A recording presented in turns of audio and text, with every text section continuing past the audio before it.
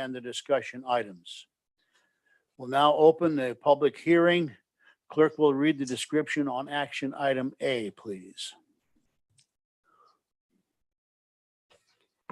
Notice is hereby given that a public hearing will be held at a meeting of the Washington County Land Use and Planning Committee in room 1019 of the Washington And the County discussion Government items. Center. We'll now open the public hearing. Clerk will read the description on action item. The Government Center, 432 East Washington Street, West Bend, Wisconsin, on Thursday, November 19th, 2020 at 7:30 a.m. There will be heard and considered the petition of Sedge Meadow Group LLC, care of Harry B. Hostler, the fourth, I believe, MD, for conditional use permit for associated filling, grading, and excavating of greater than 15,000 square feet, 300 feet of the ordinary high water mark, stream restoration and wetland enhancement in shoreline wetland floodplain zoning district. The location, tax parcel T30636, T30639, and T30640, address 7302 County Line Road, Heartland, Wisconsin, 53029. Thank you. I have a technical question, Ashley. At this point in time, do we do it for a motion and second and then go to discussion? Do we hear public comment and then go to the motion and second?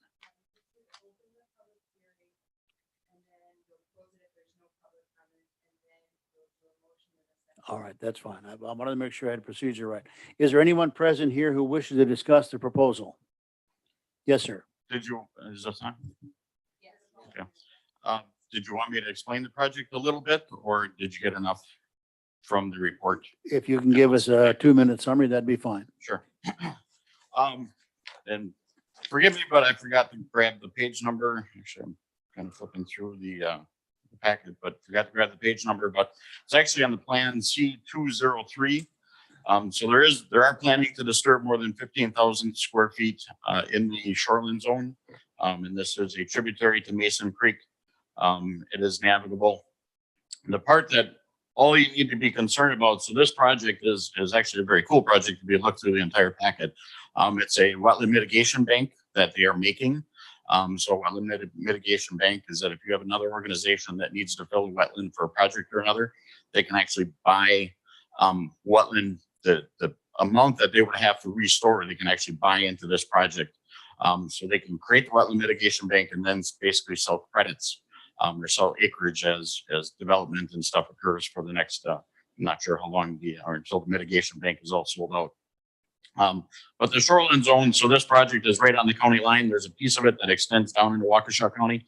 But the shoreline zone is just this dark line. So there's tile lines and stuff that are in the field from many years ago. They're going to dig out all those tile lines and then actually re-meander the stream, kind of kitty corner to that.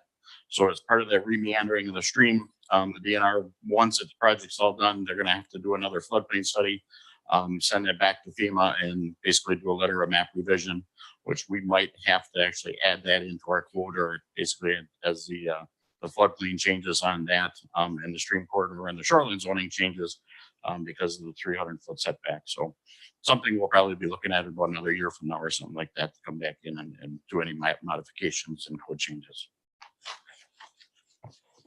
I saw something in the document. We're only talking about several hundred square feet. Is that correct? Or did I read something? Did I misread something? You must have misread something. All I mean, they're definitely over 15,000 square feet just with the re-meandering of the stream and digging up all those tile lines that are in there. I'm okay. Thank you. Yep. Any other public comments regarding this issue? If not, then we'll declare the public hearing closed. I will entertain a motion to approve the conditional use permit. Is there a motion to approve?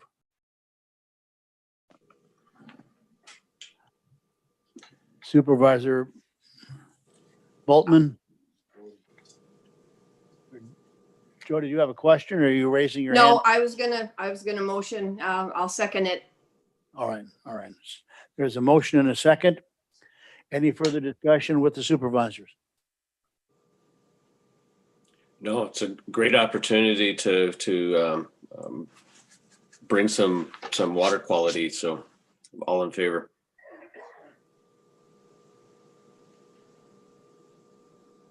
Do you have a question? No. We had a motion, a second. There's no further discussion. I'd like to vote to approve. All those in favor say aye. Aye. Aye. Opposed? Nay? Very good. Thank you. We'll now move on to the open a public hearing on action item B. The clerk will read the description, please.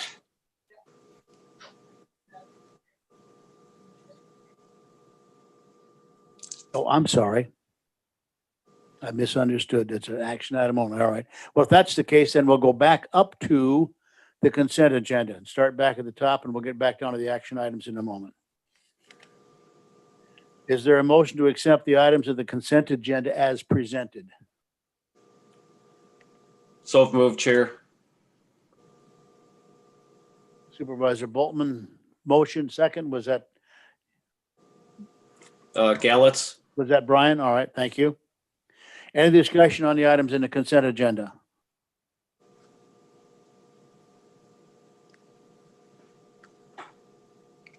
Hearing no discussion, I'd vote to accept as presented. All in favor signify by saying aye. Aye. Opposed, nay. Then the consent agenda is approved.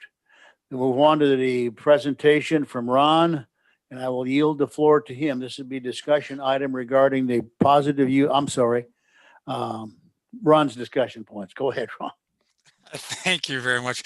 Good morning. My name is Ron Jacob Eisen. I am the Positive Youth Development Educator Extension in Washington. And so I just want to take a quick few minutes to sort of re-engage what I've been up to. I started this position in February of 2019. The position of Positive Youth Development Educator. This is a shared position between Washington County and Fond du Lac County. So I do split my week up with responsibilities as well as locations when I can.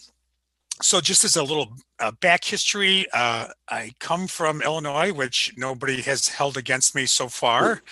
My career previously was 6 years in a statewide leadership program. It was called Operation Snowball. It's a peer-to-peer or youth-to-youth leadership program in 90 different high schools around the state of Illinois, which focused on youth leadership, alcohol, tobacco, and drug prevention, meaning positive messaging, not scare tactics, but positive.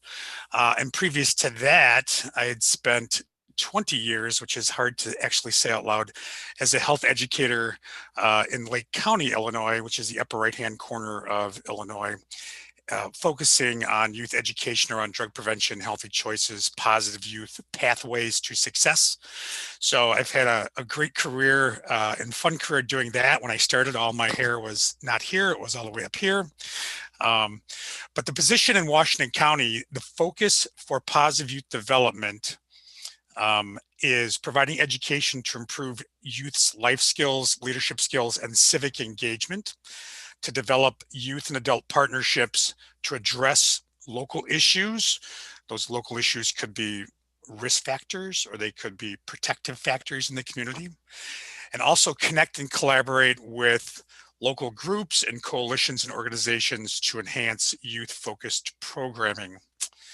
So in putting those priorities in action, I've kind of juggled a couple of balls in the time that I've been here. Number one is getting to know the county, getting to know the key stakeholders, the agencies, the programming that exists, finding collaboration, and then also providing actual workshops and skill building sessions and programming.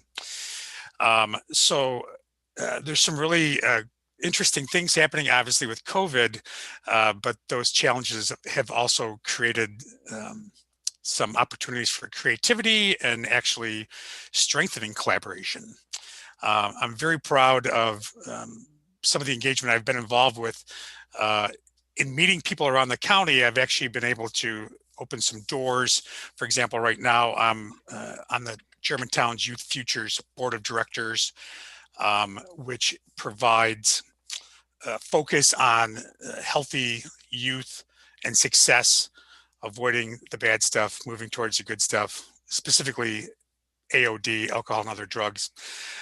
So I help with that. We've coordinated some parent chats, which doesn't sound like youth development, but it is youth development when we give parents skills and motivation to help their youth.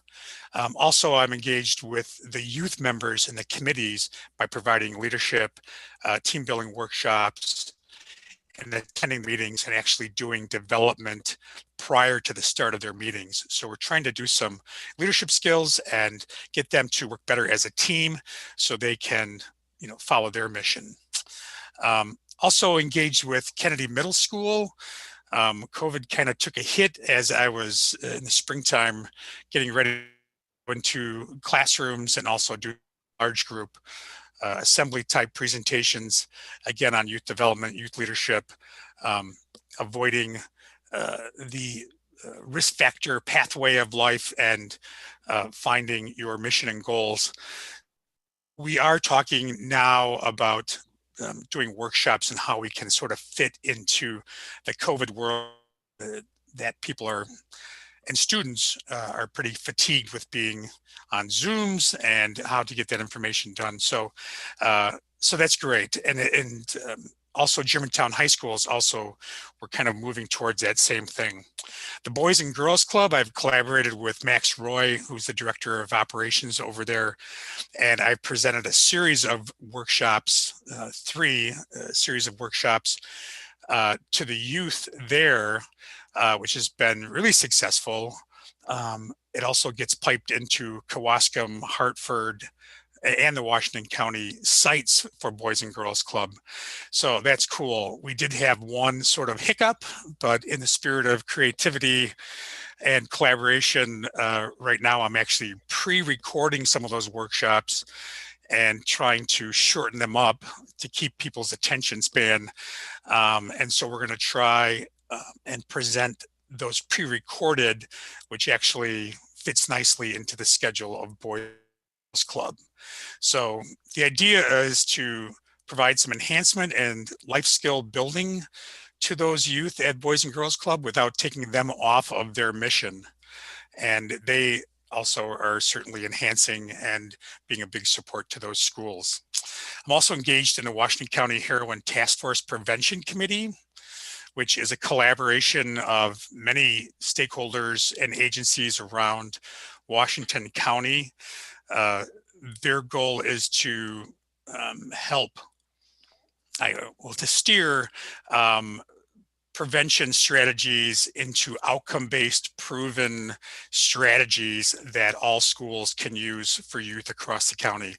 That's a big undertaking, but that's something that is important to have consistency and understand what is considered outcome-based versus what I think might work with kids. So that's a great ongoing effort. We did have a little bit of a hiccup, I think, in the spring as Elevate, who spearheads that, had to react to COVID as well. And then I also support the 4-H program, and 4-H is a positive youth development model. If you think of those words, when I say them really fast, positive youth development, it doesn't mean much, but when we say them positive youth development, 4-H is a positive development model. So I support Amy, who is the 4-H educator at Washington County. I help with leaders trainings, offer workshops, offer club volunteers some technical assistance on how they can run their meetings better. And just the statewide 4-H Fall Forum, which is a conference annually, had to meet virtually this year. And so they had about a 75% capacity across the state on the weekend of November 6th and 7th. So there's a few hundred kids who actually signed up, and parents who signed up for that conference. I actually presented 2 workshops with 52 kids in one workshop, and I think 50 in the second workshop. So, and then lastly, if you don't know it, if you look on Facebook, I know Facebook can be a demon sometimes, but Washington County Extension Facebook has a lot of resources where you can just kind of one click. There's short little videos that can give a couple quick tidbits on how to navigate with youth at home, stress in the house with COVID, with everybody working from home and everybody packed in there. So the extension social media is a great complement to all of the education that the educators in our office are doing. And that is all in one breath. If there's any questions or comments.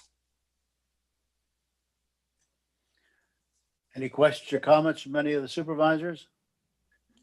Yeah, Ron, thank you for that account. You touched on something that, with this crazy environment, isolation, being fried out. You didn't use those words. I did with Zoom Sure. and kids have been on social media for a long time, but I think they're realizing, the virtual piece is difficult in many ways, and even the isolation that people are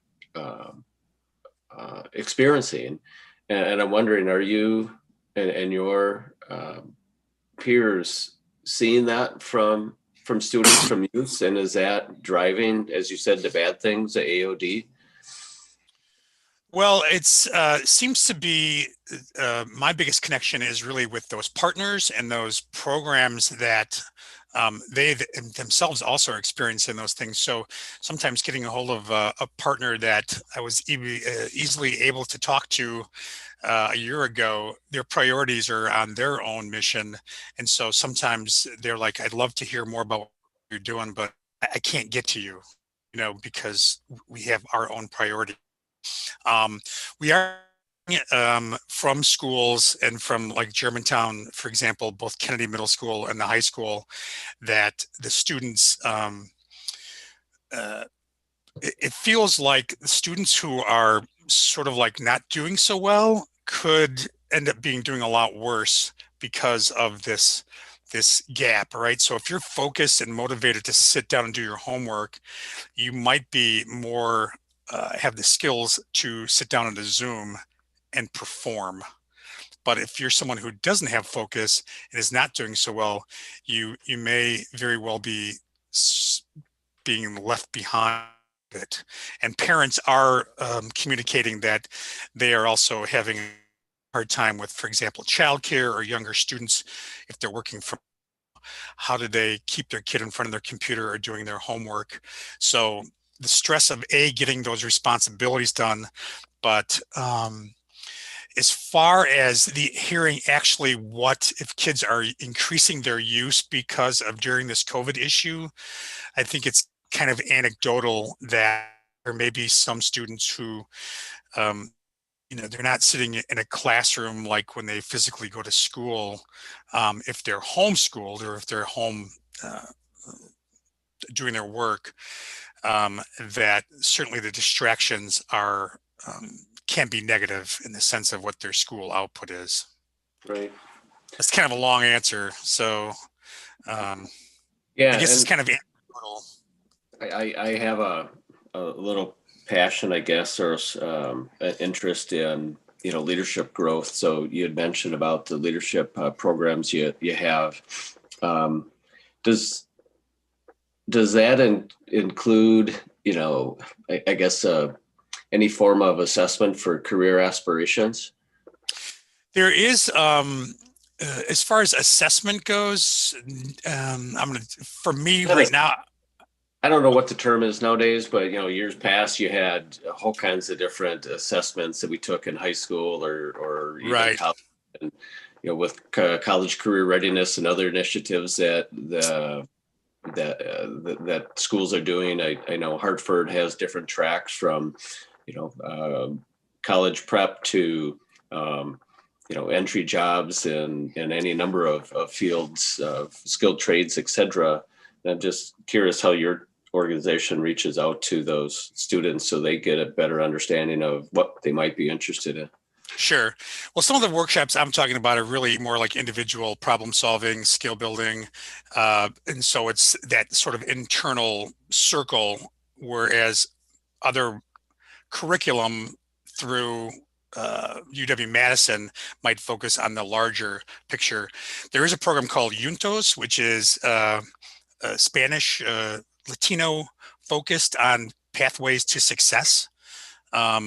So that is something that I've been introduced to. And right now, what we're basically doing is reaching out to partners. For example, Hartford has an English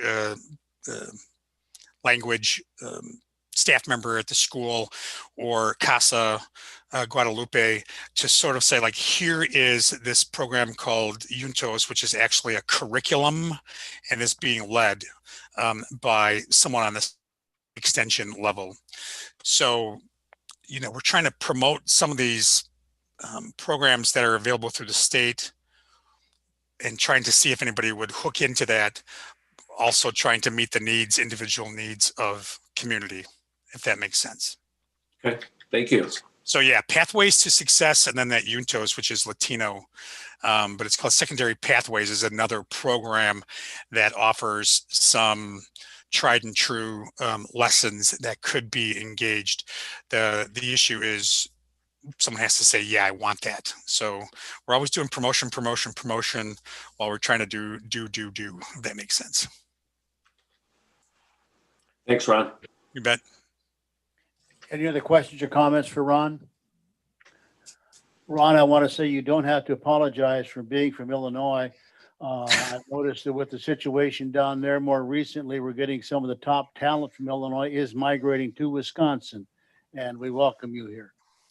Well, I appreciate that. I don't want to say that it was time to get out, but I have been welcomed. I know that the contractor that built my kitchen happily took all my Illinois money. He was really thrilled to redo my kitchen. So it seems like I've been welcomed on many levels. Welcome, Ron, and thank you very much. I appreciate the time. Thank you now. At this point in time, let's go to the action item B, which is the final blessing, I guess, final plat on the Village of Germantown. On the, if you recall, this group, the planning committee, approved the preliminary plat back in June of this year.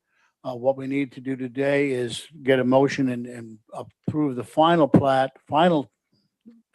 on this. I would just want you to know this particular development is just within 3/4 of a mile of my house, and I go past it probably once a day. And if you don't know the background, this property, the Kinderberg Park area, was originally owned by the Germantown School District. And they went round and round with the village, I think, for probably 2 years with half a dozen different proposals before the developers could finally agree, or the village could finally agree with the developers to get it done. The construction is well underway. And I'm quite frankly, as a neighbor, I'm glad to see it. It was a lowland, and they've done some mitigation, setting up some rainwater ponds. And I think it's going to be much better use of the property. Paul, did you have some comments or any explanation you wanted to make on this? More of a clarification. This is actually because it's in the Village of Germantown, so we're only objecting authority, whether it's in a village or a city. So what we can do is either have an objection to something that's on the plat, or actually state no objection. So it's not that we're necessarily approving it in that form. So. Yeah, I believe our involvement really is just in the bike and the trailway passage on Donges Bay Road. Really, that's the only real county involvement with that. Is that correct? Yeah, and it's not really an involvement. It's more of an interest, because we have the bike and ped plan to try to make connections and stuff, for bike and peds.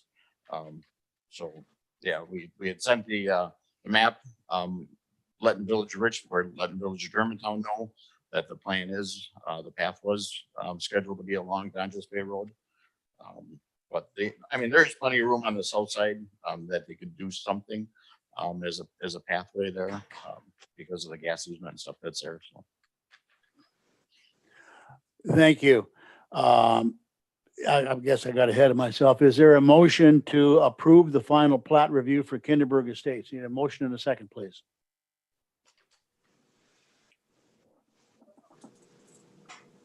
Just to clarify, so the motion is to indicate no objection. I'm sorry? The motion would be to indicate no objection. All right, the motion to indicate no objection to this.